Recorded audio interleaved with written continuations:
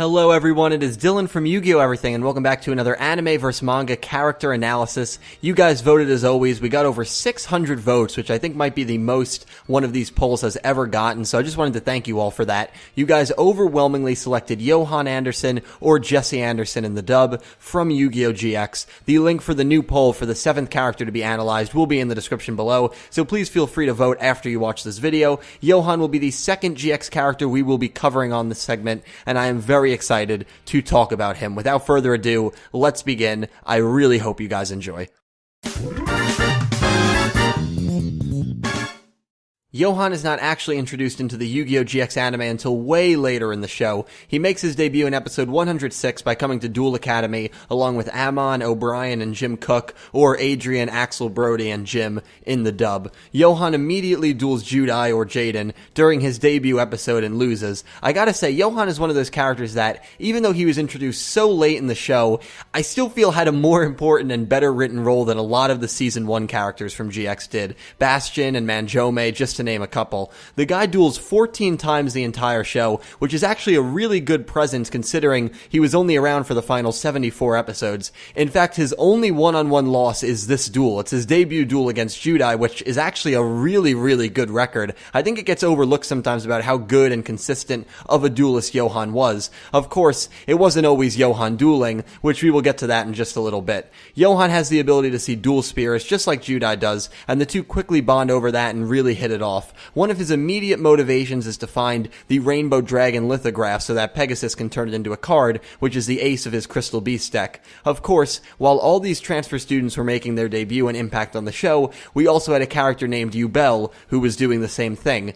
Yubel drags Duel Academy into an alternate dimension and traps everyone in it. Johan was able to get his hands on the Rainbow Dragon card during this entrapment, thanks to a scientist being able to send it through a wormhole that was powered during Johan and Ryo Marufuji or Zane Truesdale's duel. Johan then teams up with Judai to verse Martin or Marcel in the dub, who was being possessed by Yubel. Johan then summons the Rainbow Dragon in this duel, which gives everyone a small window to go through a portal and escape the alternate dimension with no complications at all.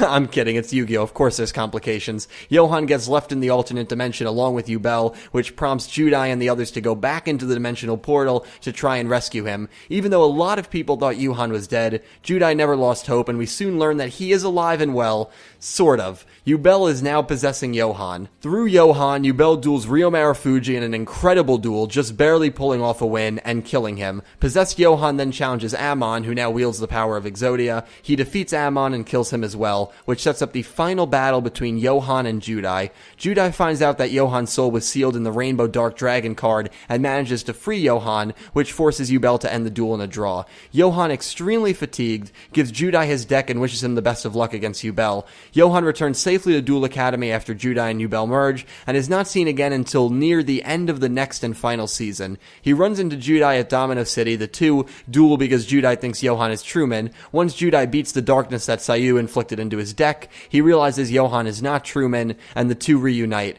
They head back to Duel Academy just in time to witness Fujiwara Yusuke sink Fubuki or Atticus Rhodes into darkness. The two then tag duel against Fujiwara in what is another really good duel. Johan sacrifices himself to save Judai, who is about to lose. Judai then goes on to defeat Fujiwara. Judai then goes into the Duel Academy, and when he comes out, Johan, Honest, and Fujiwara are all gone, so it's pretty safe to assume Darkness or Night Shroud consumed all three of them. Judai goes on to defeat Darkness and save everyone. Johan is then seen at the grad party and comforts Asuka by the lake along with O'Brien. The three reassure each other that they will definitely see each other and Judai again in the future. Johan is one of my favorite GX characters, and in a show that had a lot of wasted potential and iffy written characters, I always thought he was one of the most well-written characters in the show. A version of his Rainbow Dragon appears in Bonds Beyond Time, which leads you to believe that at some point Paradox confronted Johan, defeated him in a duel, or just straight up stole it from him. I definitely enjoyed him in the anime. Now let's move on to his manga profile.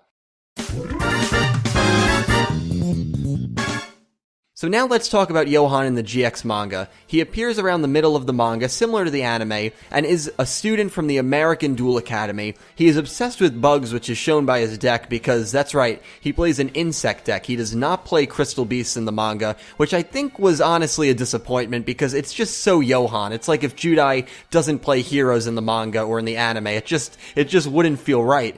But yeah, the whole Crystal Beast plotline is completely absent from the manga. Johan only duels twice, that's right, twice, the entire manga. One of them is a 2v2, and the other he's possessed by Tragodia, who is a manga-exclusive villain. Johan loses with Amon to Bastion and Asuka, and then duels Sho sometime later. He becomes possessed by Tragodia during the duel with Sho. He defeats Sho. However, this is the last time Johan duels in the manga. The Season 3 transfer students from the GX anime barely did anything in the manga, which is definitely a shame. I'm not criticizing the GX manga, by the way. It's one of my favorite Yu-Gi-Oh mangas, but the transfer students really did not play any sort of role. Tragodia eventually drains all the energy from Johan's body and puts him into a brief coma. He is saved when Judai and Manjome defeat Tragodia. Johan can be seen in the stands at the end of the manga, watching Judai take on Koyo, who is a manga-exclusive character. So yeah, pretty short bio for Johan in the manga, but he really didn't do all that much, so let's move on.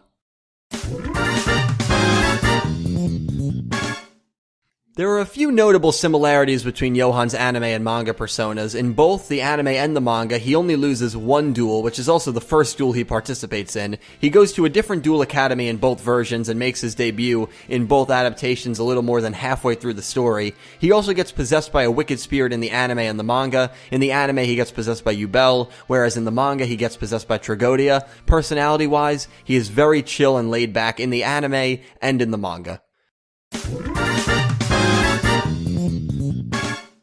There are certainly more differences between anime Johan and manga Johan than there are similarities. For starters, he duels 7 times the amount in the anime than he does in the manga. He has a very close bond with Judai in the anime, but in the manga, he is really not that close with Judai at all. The big one is the decks that he plays. In the anime, he plays Crystal Beasts, which are actually a very important plot element in the entire Yu-Gi-Oh! GX storyline, while in the manga, he plays an insect deck. Johan can see dual spirits in the anime, but does not have that capability in the manga.